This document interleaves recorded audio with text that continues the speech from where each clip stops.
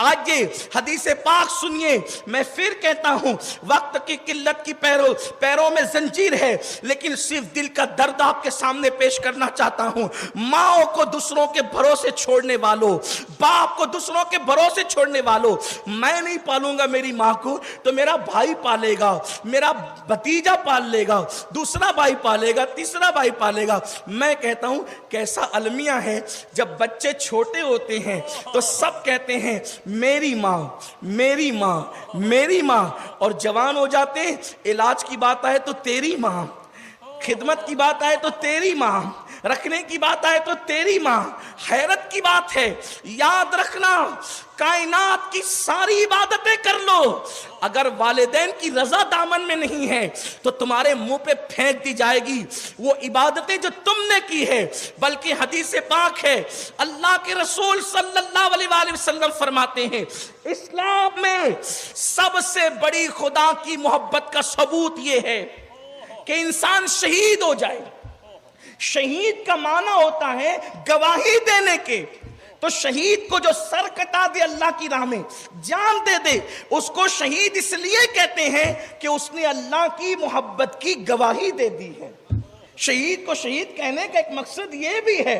اب سنیے، وہ شہید ہو گیا، وہ شہید ہو گیا یعنی جان دے دی، سر نہیں جھکایا 20 منٹ کے لیے، صدقہ نہیں نکالا چند روپے کا، بلکہ جان دے دی اللہ کے لیے. اللہ کے رسول فرماتے ہیں اگر ماں باپ یا دونوں میں سے کوئی ایک بھی ناراض ہے تب بھی وہ شہید ہو کر بھی جنت میں نہیں جائے گا، شہید ہو کر بھی اس کو جنت نہیں ملے گی. ارے ماں باپ کی خوشی کے بغیر شہادت پر بھی جنت نہیں ملتی تو ماں باپ کی خوشیوں کے بغیر شادی کرنے والوں کو خوشیاں کیسے ملے گی؟ ماں باپ کو چھوڑ کر الگ گھر بسانے والوں کو خوشیاں کیسے ملے گی؟ کہاں ہے آج کے میرے جوان اور آج کل کی خواتین بھی، نوجوان لڑکیاں بھی گھر میں 6 مہینہ 4 مہینہ رہتی ہے اور پھر کہتی ہے اگر آپ کو میرے ساتھ رہنا ہے تو تمہارے ماں باپ کے ساتھ میں رہنا نہیں چاہتی، اور پھر وہ جورو کا غلام اپنی بیوی کی خاطر اپنے ماں باپ کو چھوڑ دیتا ہے. اللہ کے رسول فرماتے ہیں جو اپنی بیوی کو اپنی ماں پہ ترجیح دے اللہ نے اس پہ جنت کی خوشبو بھی حرام کر دی ہے، نہ اس کا فرض قبول ہے نہ اس کا نفل قبول ہے. یہ اللہ کے رسول کی حدیث ہے کہ جس نے بیوی کو ترجیح دی ماں پر، اللہ کے رسول فرماتے ہیں اس کا خدا فرض بھی قبول نہیں کرتا، نفل بھی قبول نہیں کرتا. یہ میں نہیں کہہ رہا ہوں، جس کے کہنے پہ ہم نے کلمہ پڑھا ہے.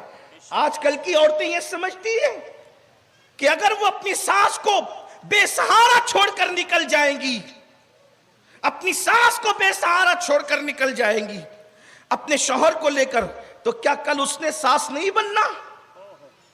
کیا کل اس نے ساس نہیں بننا؟ تم کسی کے بیٹے کو ظلمن چھین لے جاؤ گی، تمہاری اولاد بھی تم سے چھینی جائے گی. میری بہن بہت دور نہیں ہے. اللہ میرے نبی نے فرمایا البر لا یبلا والذنب لا ینسا والدیان لا یموت. اعمل ما شئت کما تدین تدان، اعمل ما شئت کما تدین تدان، اعمل ما شئت کما تدین تدان. اللہ کے رسول فرماتے ہیں نیکی کبھی پرانی نہیں ہو سکتی، گناہ کبھی بھلایا نہیں جا سکتا، صلہ دینے والے خدا کو کبھی موت نہیں آئے گی، تم جیسا کرو گے ویسا بھرو گے. یہ تنگ کرنا میرے پیارے آقا صلی اللہ علیہ وسلم کے پیارے دیوانوں. آئیے وہ حدیث پاک مجھے یاد آتی ہے اللہ کے رسول علیہ السلام کے دور میں. توجہ سننا، اللہ کے رسول کے دور میں ایک شخص ہیں، بلکہ صحابی ہیں، اور ایسا صحابی جو کثرت سے صدقہ دیتے ہیں، کثرت سے نمازیں پڑھتے ہیں. وہ صحابہ میں اتنے نیک ہیں کہ وہ کثرت سے صدقہ دیتے ہیں. حدیث میں آیا ہے کثرت سے صدقہ دیتے ہیں، کثرت سے نمازیں پڑھتے ہیں. ان کا نام علقمہ ہے. علقمہ، ان کی روح نکلنے والی ہے. اللہ کے رسول کے پاس کوئی آ کر کہتا ہے یا رسول اللہ وہ علقمہ کی روح نکلنے والی ہے.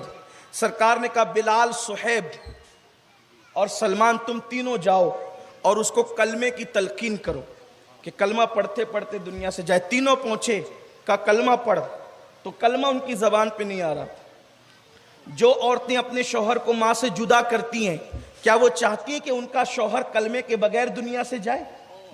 شوہر کو تم نے یہی صلہ دیا ہے شوہر ہونے کا، صرف ایک بڑھیا کو پالنے کی بات ہے عزت کے ساتھ, ایک بوڑھے کو پالنے کی بات ہے عزت کے ساتھ, وہ بھی ہم سے نہیں ہوتی.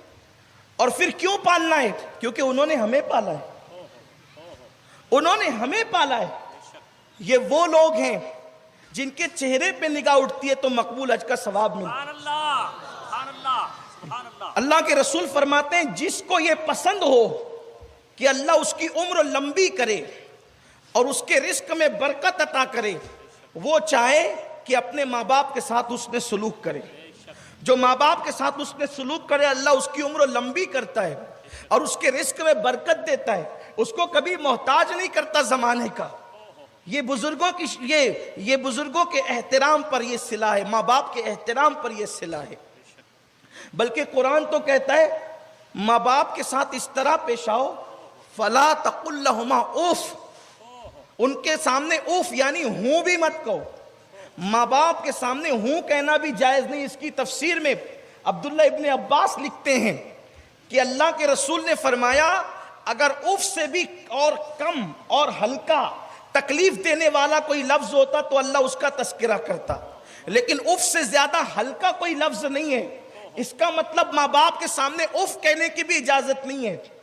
اور ماں باپ کے سامنے جب بیٹھو تو ایسی عاجزی سے بیٹھو جیسے کوئی غلام اپنے آقا کے سامنے بیٹھا ہے. ارے جس کے یہاں لوم چلاتے ہو اس کی تو چاپلوسی کرتے ہو, اور ماں باپ کے سامنے سینہ تان کر آستینیں کھول کر کھڑے رہتے ہو. ترقی کرنے چلے ہو, کس کو ترقی ملے گی؟ ماں باپ کے گستاخوں کو, جن کو شہید ہو کر بھی جنت نہیں مل سکتی, ان کو دنیا میں کیا خاک ترقی ملے گی؟ ترقی کا اسی کا مقدر ہے جس کے دامن میں ماں باپ کی دعا ہے. سب کی چاپلوسیاں کرتے ہو, کبھی ماں باپ کے سامنے بھی تو غلاموں کی طرح رہو, ان کے سامنے بھی تو کبھی ماں باپ کے سامنے بھی تو کبھی عاجزی کرو. اللہ نے فرمایا ان کے سامنے اوف بھی مت کرنا, یعنی ہوں وہ کوئی جواب دینا بک بک کرے نا, ہنسنا نہیں, ہوں نہیں کرنا. اگر وہ بیٹھے ہو تو ان کے سامنے کتاب پڑھنا بھی بے ادبی ہے. اور تو کون سی کتاب پڑھ سکتا ہے؟ تو کون سی کتاب پڑھ سکتا ہے ماں باپ کے سامنے بیٹھ کر؟ لا کتنی بڑی بھی کتاب, اس کے کتنے صفحات پڑھ سکتا ہے, پڑھ اور مجھے بتا اس پہ ثواب کتنا ملے گا.